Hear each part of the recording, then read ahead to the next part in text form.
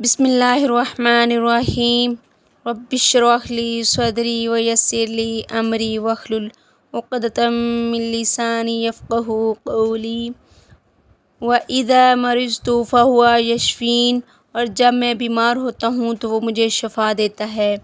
رسول اللہ صلی اللہ علیہ وسلم نے ارشاد فرمایا، جب مسلمان بیمار ہوتا ہے تو وہ صحت کے دنوں میں جیسے نیک اعمال کرتا تھا، بیماری کے ایام میں ان اعمال کی ادائیگی میں کوتاہی کے باوجود اس کو پورا اجر و ثواب دیا جاتا ہے۔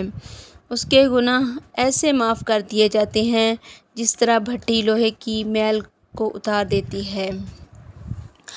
ہماری بہت بڑی خوش قسمتی ہے کہ اللہ تعالیٰ نے ہمیں نہایت مبارک دین عطا فرمایا ہے۔ ہمارے دین اسلام میں جہاں عقائد، اخلاق، آداب اور دونوں جہانوں میں بلند مرتبہ اور اجر و ثواب پانے کے لیے درجنوں احکامات موجود ہیں، وہاں روح اور جسم دونوں کی عافیت اور شفا کے لیے بھی اسلام نے بہت سے اعمال اور اذکار کا تذکرہ کیا ہے۔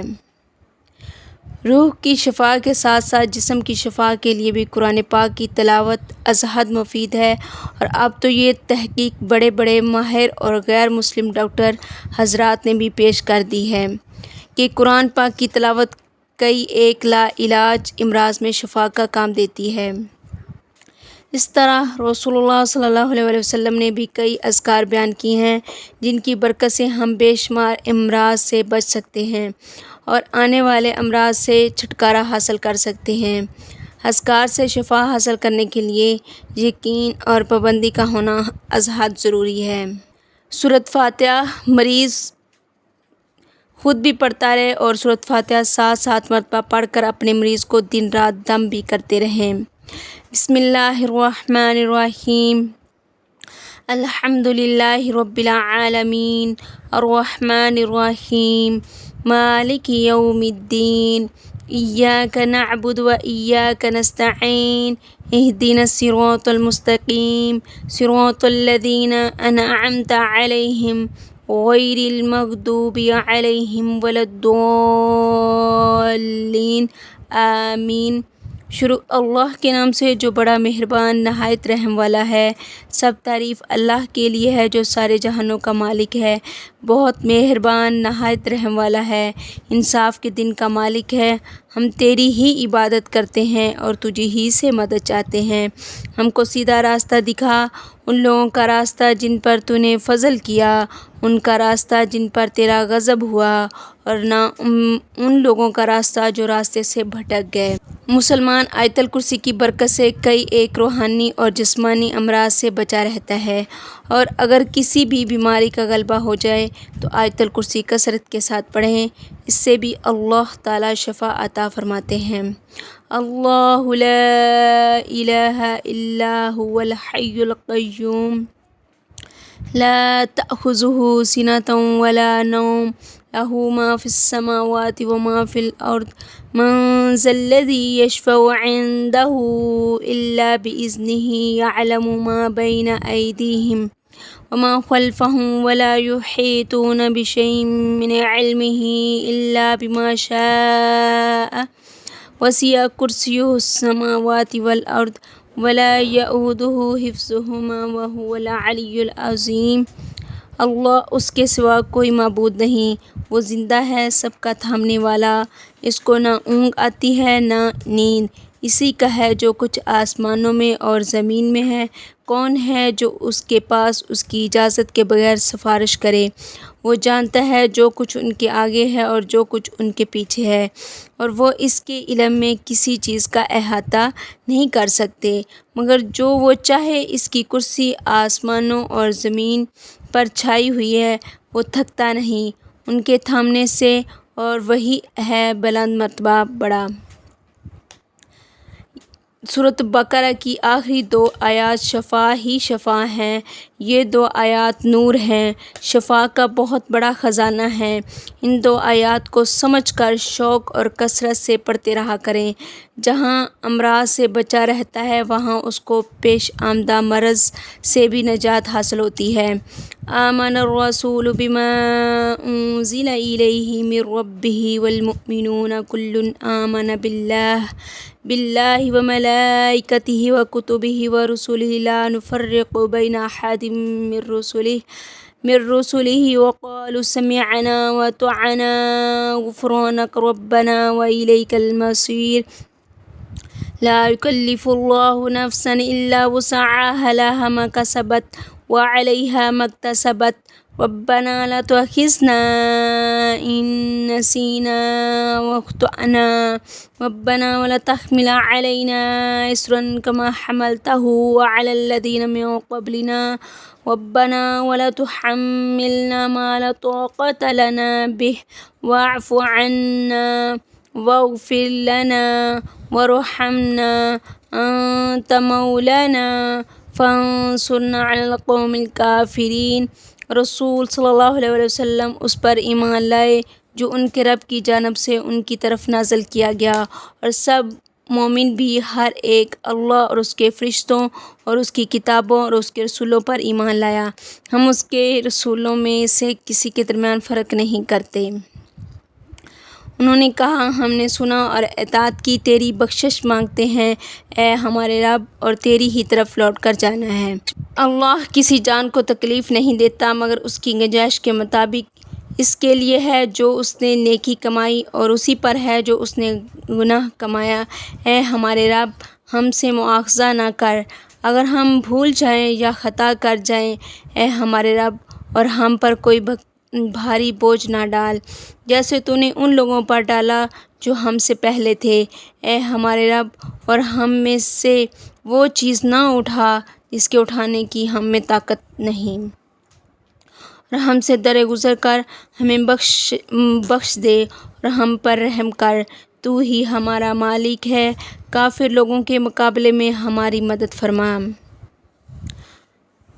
آخری تینوں کل شریف شفا ہی شفا ہیں، بیماری سے بچنے کے لیے اور بیماری سے شفا پانے کے لیے پابندی از حد ضروری ہے۔ مریض آخری تینوں کل خود بھی پڑھتا رہے اور اس کے پیارے بھی آخری کل پڑھ کر اسے دم کرتے رہیں۔ بسم اللہ الرحمن الرحیم۔ قل هو اللہ احد اللہ الصمد لم یلد ولم یولد ولم یکن له کفوا احد۔ بسم اللہ الرحمن الرحیم۔ قل اعوذ برب الفلق من شر ما خلق ومن شر غاسق اذا وقب ومن شر النفاثات في العقد ومن شر حاسد اذا حسد۔ بسم اللہ الرحمن الرحیم۔ قل اعوذ برب الناس ملک الناس الہ الناس من شر الوسواس الخناس الذي يوسوس في صدور الناس من الجنة والناس۔ بسم اللہ الذي لا يضر مع اسمه شيء في الارض ولا في السماء وهو السميع العليم۔ اللہ کے نام سے جس کے نام کی برکت سے زمین آسمان کی کوئی چیز نقصان نہیں پہنچا سکتی، وہی سننے والا جاننے والا ہے۔ اسی طرح برس، کوڑ پن اور پاگل پن سے بچنے کے لیے دعا بھی پڑھتے رہا کریں۔ اللہم انی اعوذ بک من البرص والجذام والجنون ومن سیء الاسقام۔ اے اللہ، میں جلد کے بگڑ جانے سے، جسم کے حصے گل سڑ جانے سے، دماغی صلاحیتوں کے ختم ہو جانے سے اور خطرناک بیماریوں سے تیری پناہ میں آتا ہوں۔ اعوذ بکلمات اللہ التامات من شر ما خلق۔ میں اللہ تعالیٰ کے تمام کلمات کی پناہ میں آتا ہوں اس کی ہر مخلوق کے شر سے۔ دعائے یونس کی برکت سے شفا۔ رسول اللہ صلی اللہ علیہ وسلم فرماتے ہیں کہ دعائے یونس کے پڑھنے سے اللہ تعالیٰ ہر آزمائش سے نجات عطا کرتے ہوئے اپنے بندے کی ہر دعا کو قبول فرما لیتے ہیں۔ لا الہ الا انت سبحانک انی کنت من الظالمین۔ اللہ، تیرے سوا کوئی الہ نہیں، تو پاک ہے، میں ہی ظلم کرنے والوں میں سے ہوں۔ دعائے ایوب سے شفا۔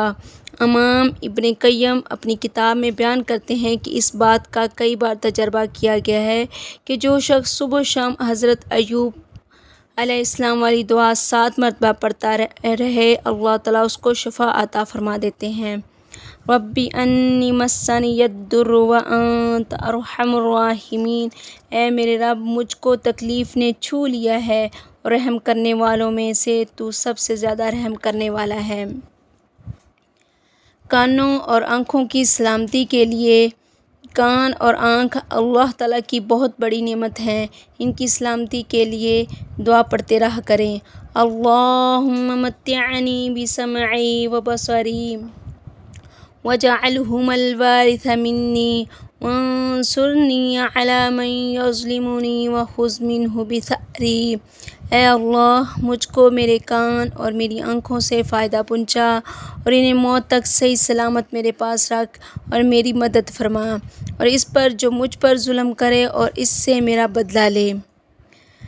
پھوڑے، پھنسی اور زخم کے لیے شہادت کی انگلی کو تھوک لگا کر زمین پر رکھیں اور یہ دعا پڑھتے ہوئے اپنی انگلی کو زخم والی جگہ پر لگائیں۔ بسم اللہ تربت ارضنا بریقۃ بعدنا یشفی سقیمنا باذن ربنا، اللہ کے نام سے یہ ہم میں سے کسی کے تھوک میں ملی ہوئی ہماری زمین کی مٹی ہے، ہمارے رب کے حکم سے ہمارا مریض شفا یاب ہوگا۔ ہر قسم کی درد کے لیے درد کی جگہ پر ہاتھ رکھ کر 3 مرتبہ بسم اللہ پڑھیں اور 7 مرتبہ یہ دعا پڑھیں۔